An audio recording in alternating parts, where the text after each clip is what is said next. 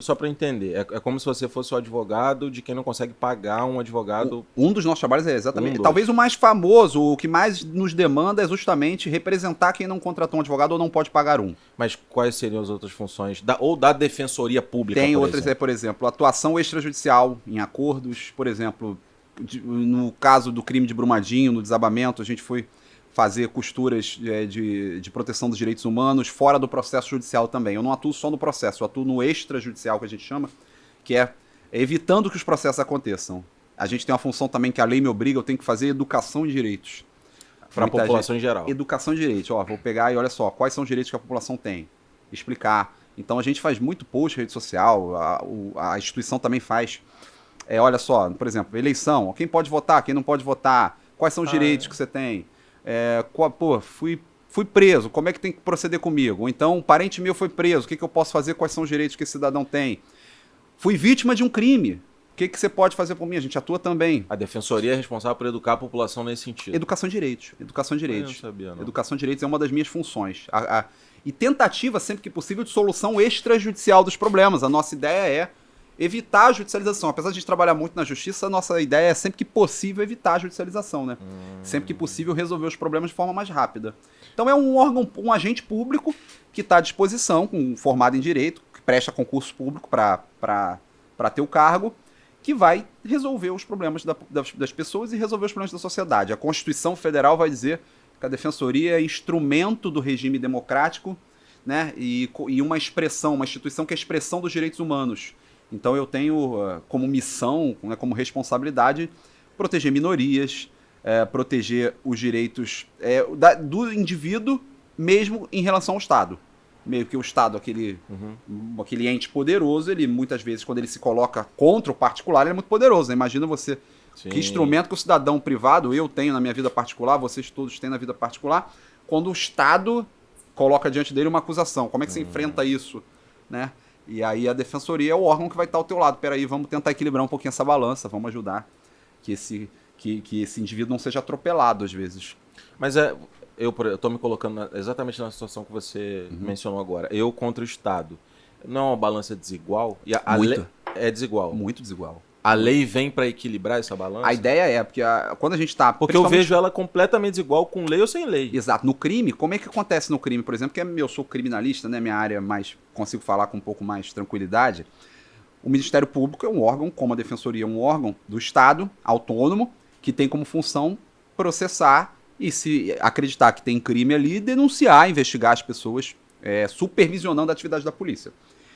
E é muito poderoso, o Ministério Público tem todas as garantias do judiciário, vitaliciedade, muito bem pago, muito bem estruturado, tem a polícia à disposição para requerer diligências, olha, vai na casa do fulano, peça um juiz, busca apreensão, intercepta o telefone dele, E como é que você responde a isso, né? Porque o Estado, Sim. quando ele se dispõe a invadir a tua esfera de liberdade, ele é muito grande, muito poderoso. E aí existe um outro órgão público, que é a Defensoria Pública, que vai tentar, é difícil essa luta de Davi contra Golias, mas equilibrar um pouquinho essa balança, dizer o que a gente chama de paridade de armas no conflito. Porque o processo é uma guerra, um conflito, né? O Estado dispara contra você uma acusação, você resiste a ela, e um terceiro imparcial decide. Esse é o processo. Um terceiro que está ali sentado, observando aquela briga, vai dizer quem tem razão. No final das contas, isso é a batalha processual no processo penal, né? E você só consegue ter uma batalha justa se o cidadão só vai ter alguma chance, para ficar mais claro para quem nos entender, se você tiver uma defesa aparelhada o suficiente para requerer devidamente o que ela precisa requerer, pontuar juridicamente os argumentos da defesa do cidadão. Então é nessa batalha campal aí que a gente se lança, faz isso da vida. Você falou que tem um terceiro que é imparcial. Mas esse imparcial não faz parte do Estado também, não? Faz, exatamente. Mas como é que a gente dá a imparcialidade dele, né? O juiz, no caso, a gente Exato, o poder judiciário, né? Porque os poderes da República são 3. O Legislativo, o Executivo e o Judiciário. Todos autônomos, e harmônicos e independentes entre si. Então essa independência é o que garante a imparcialidade. O Judiciário, ele não depende... por exemplo, o juiz ele não é funcionário do governador. Né? Por exemplo, do chefe do Executivo ou do presidente da República na esfera federal. O juiz ele só presta conta ao chefe do Poder Judiciário. Então ele tem independência para decidir, inclusive, contra os interesses desse pessoal. Por isso a gente vê casos de políticos famosos presos, porque o judiciário, principalmente depois da Constituição de 88, muita gente bate nela, mas foi ela que separou, botou a bola no chão e falou, peraí, vamos organizar um Estado da forma como as coisas... A gente pode... Quem fiscaliza o fiscal? Quem fiscaliza quem tem a caneta e o poder na mão? Vamos organizar isso direitinho, nesse esquadro, nesse mapa de organização do Estado, para que a gente permita que quem comete crime possa ser punido por um juiz imparcial.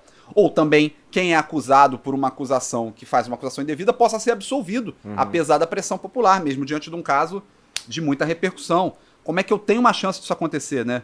Com um juiz imparcial, um juiz que não precisa prestar conta. Ele não vai ganhar nem mais nem menos se ele absolver ou condenar alguém. O dele é o mesmo no final do ano. E essa imparcialidade é o preço, né, de viver num Estado democrático, né? Você saber, não, eu realmente posso ser preso em algum momento? Posso, se eu desviar.